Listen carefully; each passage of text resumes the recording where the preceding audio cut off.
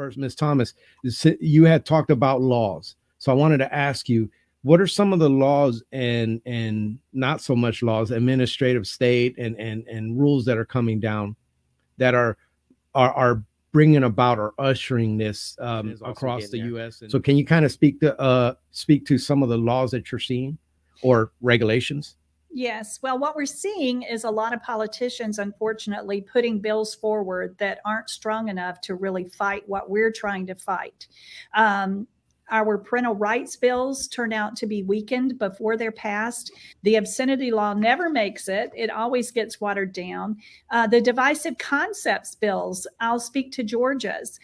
Really, there is no way that any teacher cannot get around that bill, because one thing that's missing is supplemental materials, and supplemental materials is where all of this comes in. And I'll also tell you that most of this is coming in through our counseling department. So last year in Georgia, believe it or not, we passed a law that renamed our college and career counselors to professional counselors. That is very deceiving. So these counselors are now able to pretty much recommend students for mental health evaluations. So we're seeing monies pouring in through the federal government into our schools. And let me tell you this was frightening. The mental health bill that was in Georgia this year, the grants that go along with that bill, our education consultant looked through those, and the grants align with Biden's executive orders.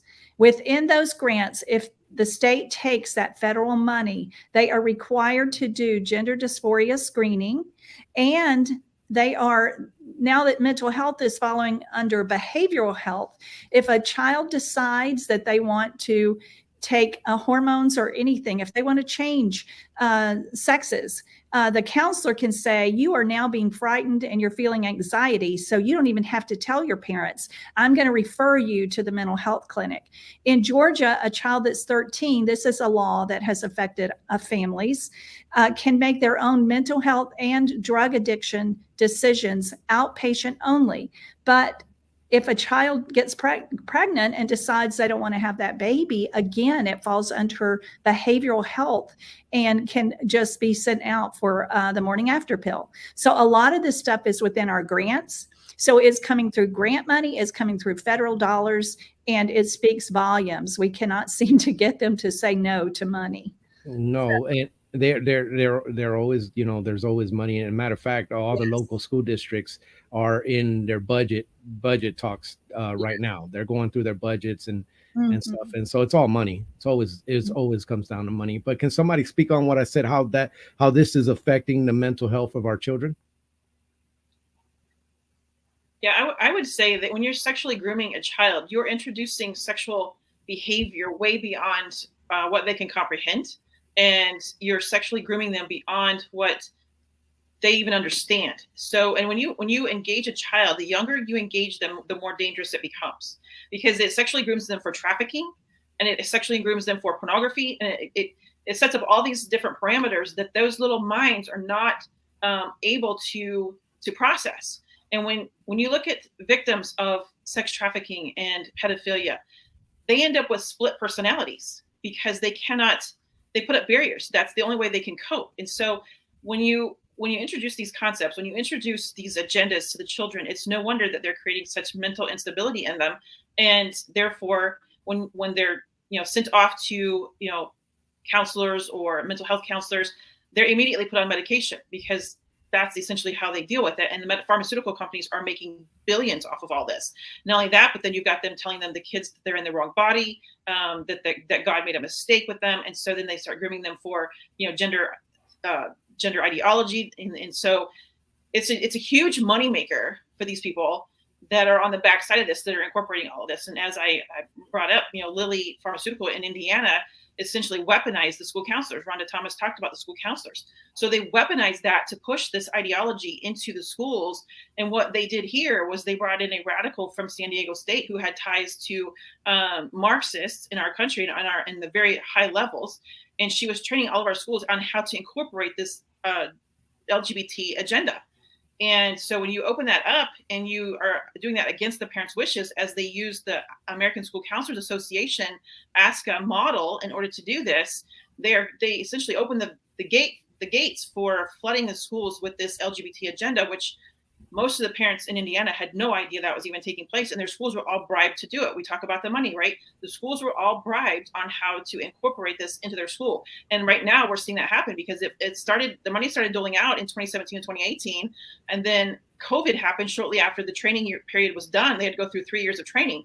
So when COVID happened, I'm sitting here waiting for the shoe to drop. And sure enough, it did, because the parents started waking up and realizing their kids were being sexually groomed with this stuff. And they saw what the implications were and what it was doing to the children at home even. And so it was interesting to watch it have played out in Indiana. And yet knowing that the big pharma company was behind it, along with the Gates Foundation, and they were benefiting on the backside. When you get these children so mentally disturbed and distraught, they don't know how to cope. Sometimes, and this is the thing that gets me. Anytime you say the word Marxist or you say communist, people want to gaslight, or they just regular people. Sometimes they just roll their eyes. Oh my God, they're going into that again. But in order to understand what is happening and look at it in a big scale, you got to understand the origins. That's why we spoke on Kinsey. When you look at the starts of all this ideology, it all goes back to those things. And while maybe that particular teacher doesn't believe in all that, but what she's teaching out of comes from that. And that's kind of why I like to point out on that. But I wanted one of y'all to speak on what parents should be doing to monitor to see if this is happening. Well, I'll speak on it for just a moment. Parents have to get more involved. They have to ask their children questions. They need to get to know their school board member and the other members, quite honestly. They need to know their superintendent. They need to take them out to coffee. They need to build those relationships. They need to get to know their teachers and their principals. But beyond that, they need to unify with other parents to have that encouragement and that strength that when they need it, they can come together and fight things like the books and the sex ed in the schools. I think it's very important that we do that, but I pray that parents will become bolder. There is a lot of fear out there, and I understand where that fear is coming from because we're seeing people attacked across the board. So I'm glad that God has called all of us to this so that we are standing for those parents, but we do need more parents involved. And I think really doing open records, there are a lot of ways that they can get involved, and anyone on this panel can help them with that. But we need prayer. Our children need prayer, and we need prayer. But truthfully, I just went to a shop today, and here sits this young man that's about 8 years old, that thinks he's a girl. And it's just so prevalent. The lady told me so many of them are coming in. We need prayer because parents don't connect the school to what's happening to their children. They went to public school and they can't make that paradigm shift. They don't understand how deep this agenda is. And so if a child comes home in from middle school and decides they're a girl instead of a boy, the mom or dad never even thinks that it might be happening in the schools. We know it happens outside the schools, but they have no idea they're being groomed within the school. So education is so important. It is. Ms. Ayala, you were speaking on this earlier. Parents getting involved in Texas. What are some of the first things they should be doing to monitor against this?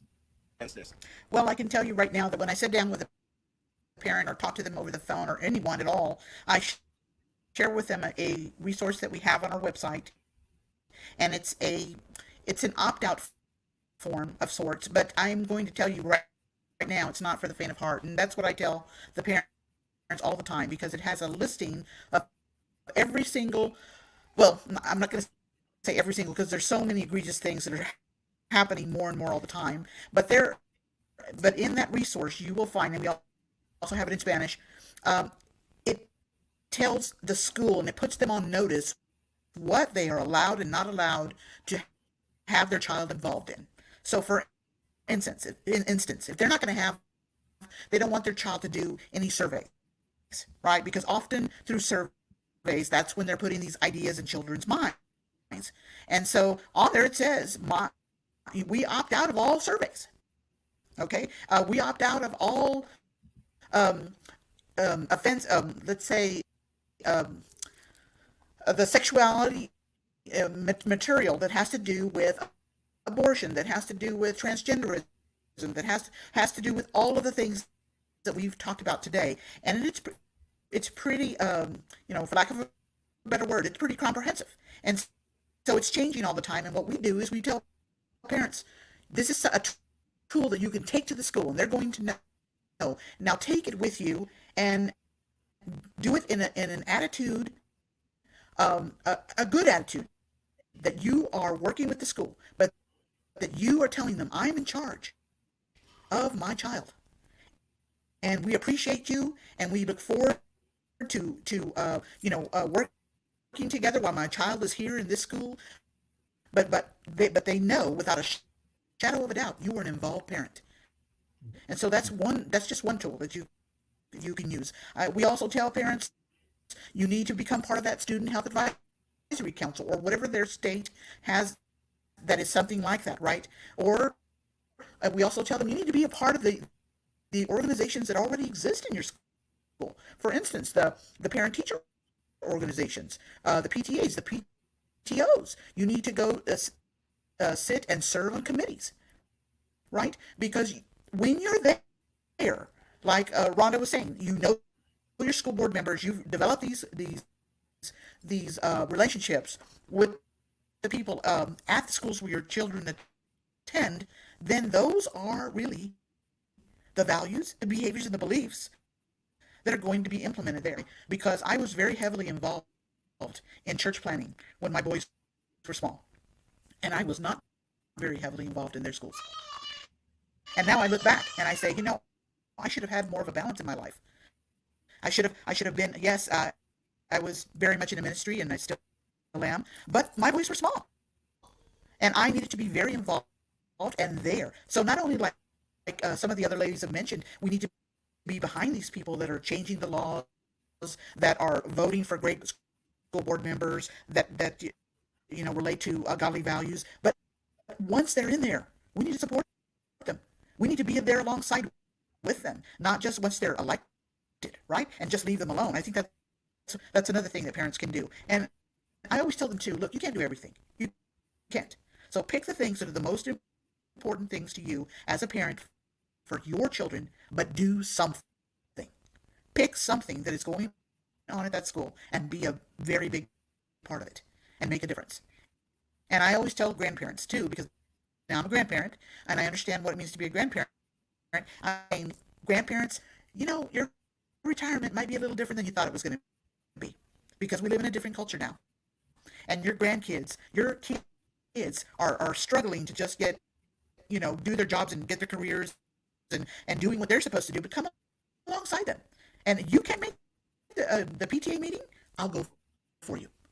It's like, I love Monica's title, it takes a family. And that's exactly what parents can do. A lot of those things that they can do to make a huge difference. Monica, speak on how family involvement can help turn the ship, turn these people away from it. And real thing, I try not to proselytize on the show, but I mean, it's funny how people believe in God and they believe in the devil, and yet they don't recognize the devil when he's coming. They won't call him out. And this is one of those things where it's coming after our family and coming after our most vulnerable, our children. So, Monica, can you speak on how family involvement can help turn this around at home? Let me speak about how even the people who are targeting our children with all of this filth, they know family is important. This is why they believe that they need to pass laws to keep parents out of the picture. This is why the CDC, a non-elected government agency, the people who are there are employed, not elected, have passed policies that now, and what I mean just within the CDC across the country, that adolescents have confidentiality. What they're really saying is parents are a barrier, keep them out of the picture. Now children, adolescents have agency. We're seeing transgender bills that say that parents are a barrier to the healthcare of their children. We're seeing all these mental health programs in the schools, as both Rhondas have said, keeping parents out of the picture. They are passing policies and laws. And yes, there is a they, and those they are people who do believe that parents are a barrier to service. And that's why I left the field that I was in, because Planned Parenthood always said parents are a barrier to service. Parents are a barrier to service. They knew that when a parent was involved in their child's life, Planned Parenthood would not see that child in that clinic again. As soon as a parent knew that their child was at a Planned Parenthood clinic, they never saw that kid again, because the parent would then naturally protect them. So even the people that we're fighting against know the importance of family. This is why they're working so hard to take parents' rights away from them. And these are God-given rights. These are not, parent rights are not given by the government. We have these rights already. And this is where we need to learn. Like, to me, this is when my mother's heart starts to well up inside of me, because she's a tough lady. and she raised us where she said, I'm raising you and you better behave, because no one outside of this house is going to raise my children. Because for her and my dad, they were the primary educators. They were the ones that were going to raise us. They were the ones that were going to discipline us. They were the ones who were going to educate us. Yes, I did go to public school, but they were involved in everything that we did. So why is family important? Because God ordained it. It is the first government. It is the first church. No matter what happens in the world, the family unit must stay strong. And so the enemy knows this. The people who are coming after our kids and sexualizing them, they know this. This is why they're creating a barrier to keep parents out of the picture. Now, I want to step back onto all these organizations that make up the schools, the different associations, the school counselor associations, the board associations, the association for the superintendents, the associations for the school counselors, the associations for the teachers. I'm not lying to you. I am telling you the truth that every single one of those associations aligns with the LGBTQ philosophy. Every single one of those associations aligns with diversity, equity, inclusion, which basically says that all minorities are oppressed and will always be oppressed and will always need to be taken care of, and that white people are always going to be oppressors, and that no one is truly heterosexual, but that everyone is on a scale. All of those associations have adopted that philosophy. If your child goes to become a social worker and they go to the School of Social Work in their university, that's what they're being taught. If they're going to become a counselor in psychology, that's what they're going to be taught. If they want to become a librarian, that is what they're going to be taught. And so right now your listeners are thinking, or like, Monica, then if they're all believing this, then is the school safe? I want you to answer that for yourself right now. Is it? Is it safe? If you align with that philosophy, then I guess you're going to think it's safe and you're going to want to send your kids there. If you don't align with that philosophy, then start making some difficult decisions about possibly pulling your children out. So there's the option of changing policy, which we need to change policy. There's the option of the opt-out letter. Definitely use it. But man, you're going to have to police that school 24/7. And I'm not kidding you. I am not kidding you that you have to police it, because those teachers and those superintendents and those principals are going to ignore your opt-out letter at every opportunity that they get, unless your child tells you about it. And we as adults don't want conflict. Do you think your child wants conflict at the school? Do you think your child wants to come home and tell you that they were exposed to something because they know that you're going to get mad and go to the school? They might actually stop telling you what's happening because they just want to get along and they don't want their teachers interrogating them. So now you as a parent have to decide, is this a healthy environment for my child? If you see an environment that is indoctrinating your child the whole time that they're there and they're being traumatized, tell me, is that healthy or unhealthy? And if it's unhealthy, then start making some difficult decisions about possibly taking your child out of that school and rescuing them. And I know that is not popular for a lot of people. I was a single mom for 9 years. And I thought, if this was happening, now a lot of this stuff happened when my son was in school and I had no idea. I thought I had the sex ed thing covered and that he was safe. And that wasn't true. As he got older, as an adult, I realized, oh no, he was indoctrinated by a bunch of stuff I didn't even realize. Because we can't see it all, right? But I will tell you that if I knew those things when my son was just a little boy, I would have done what my mother had asked me to do. move back to Brownsville and move in with my parents so that they could help me and homeschool and homeschool my child. And I would have done it. It's the last thing that I wanted to do, but I would have made that sacrifice to save my child. And so I do want to share some resources out there for any parent, any family willing to sacrifice part of their income for one of them to stay home and educate their kids. There's something called Public School Exit. And you can go there and learn about homeschooling. And the friends that I have had who have either, they've made all kinds of changes in their family to reduce their income so that one of the parents could actually stay home, and they're loving it. But they did have to get together with other people to learn how to do this. We've got grandparents who are homeschooling their grandchildren now. Not that they have custody of them. They're just helping out their kids because they want their grandkids to be safe. So there's all these different options, but I don't want to sit here and end this podcast and make it seem that you're going to be A-okay with a few things that you're doing at the school, because even in my rural community, those children are indoctrinated every single day. And it's the stay-at-home moms who are working 24/7 to investigate that school over and over again and expose what they're doing. The working parents can't do that. Rhonda, you were going to chime in on it? Emphasize that the importance of family is just so important, and we cannot get away from that. Right. And you have everything in your power given to you by the Lord to be able to raise your children, and you are their greatest advocate. Not me, not your neighbor, you're their greatest advocate. Oh yeah. Now, Rhonda, you were going to say? I was going to say, I agree with Monica. I'm on the advisory board of Public School Exit, and I can't recommend it enough. It is full of all the resources you need. But not only that, I want to encourage parents, when you say, how can the family make a difference? Everything Monica says is what I share. And what we're doing also is we are actually partnering, or I have several teachers going at the end of July to be trained in something called the principal approach.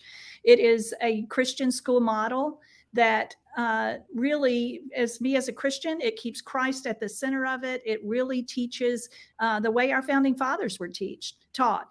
But what we also want to do is to raise scholarship money for parents that want to leave and can't. But I do want to say there are parents that cannot leave those schools. So for those that can, and there are many that if they're willing to sacrifice, but they also need mentoring. So that's something else that we do. There's a fear factor in stepping away from that public school. You need someone to come alongside you and just walk you through it to say, you can do this. But there are children that will never be able to leave that school. And so I think that it is important that we do stay involved for those children that cannot leave. Maybe we can make a difference. But at the same time, it's very encouraging to have somewhere for those parents that can leave, choices. And so I'm excited about this, very much so. And I highly recommend Public School Exit. Dran Reese is on our board. And I just can't speak highly enough about that group. But I also want to touch on, if it's okay with you, it's a little bit off the subject, but not really. And that's school choice. School choice is being really pushed as the savior for this. And quite honestly, I believe from everything I've researched the past 30 years, school choice is really a trap for homeschoolers. We have lost most of our private schools and our Christian schools. They may as well, there's just an expensive way of paying for a public education because they've all taken government money. They've taken scholarship money. They've taken either Title I money or COVID money. That opens the door for the government to come in and tell you what to teach. I want to encourage them to please do their homework. Don't just get attracted to that dollar. When they say, let the money follow the child, when that money leaves us, it does not come back our money. It comes back government money with ties to it. So I really, really want to encourage people to do their research before they buy into that. Arizona is one of the model bills that everyone is holding up. Homeschoolers no longer apply as homeschoolers. They apply as ESA students, Education Savings Account. You have to teach to the test. If you don't pass that test, it's going to be a black mark on homeschooling. So once you take that money, you have to pass the state assessment. And if you don't, then that's an issue for homeschoolers. So I just want to encourage people, please check into that before you decide to support it. Yeah, and you know what? People are making every day in Texas and around the country. Parents are making that hard choice to teach their kids to Yes. go back to the original model of before the Rockefeller system or whatever it's called. People are choosing to educate their children because ultimately you are the one who's supposed to teach them morals. You are the one who's supposed to be part of their emotional learning, not some government entity. But it does, you know what? It does involve you, parents. You need to step up. The reason why the government feels the need to fill those spaces is because you are not filling that space. And Yes. I know that is hard. I know that is a difficult thing because you work, you go through your thing, you're tired. I am. I've gone through it. I am not innocent in this. But we have to be more involved in our students. Mhm. Ladies, I can speak to each and every one of you. I could go hours with each and every one of you. I feel your passion. I share your passion on this. I'm going to let you guys each give kind of a little closing, and then I'm going to wrap up. I'll start with you, Miss Miller. Well, it's been an honor to be on here with you guys tonight. Several of you, or all of you, are my colleagues on the national level, and so I've enjoyed working with you. I would just say that it has been exciting as I've traveled the state of Indiana, educating Hoosiers on what's really going on. The network that Hoosiers have come together, and they have joined arms and linked with other parents to rescue as many children as they can. And we're seeing smaller non-governmental schools, private schools, co-ops, hybrid schools popping up all over our state. And I have loved watching all of it because that's what it's going to take. In order for us to save our republic, we are going to have to all come together and be creative and use that American spirit and American ingenuity that our country has been known for in order to save the nation the way the founders intended it. Mhm. Miss Thomas. Thank you for having me this evening. And I really want to encourage parents, educate yourself. That is the number one thing. Go online, find people like Monica and Rhonda and Carla and myself and others. There are a lot of groups. I would ask that you spend time listening to podcasts and learning more about what's actually happening in the schools. Go at it with an open mind because this is so, to some people, we've been in it for a very long time. So it's important that you go in with just pray before you start listening and learning and ask God to open your mind and to show you things that you would not normally see. Ask your questions a lot, question your child a lot. What's happening? Watch their behaviors. And watch who they choose for friends. I mean, that's very important. But I am with Rhonda. This is not only about our children, it's about the future of our country. So I want just parents to be more involved, educate themselves, and really just pray over your child. Thank you again for having us. Oh no, I appreciate you coming on, Miss Carla. There you are. I just want to tell parents, thank you for having me. I just want to tell parents that you are way more powerful than you think.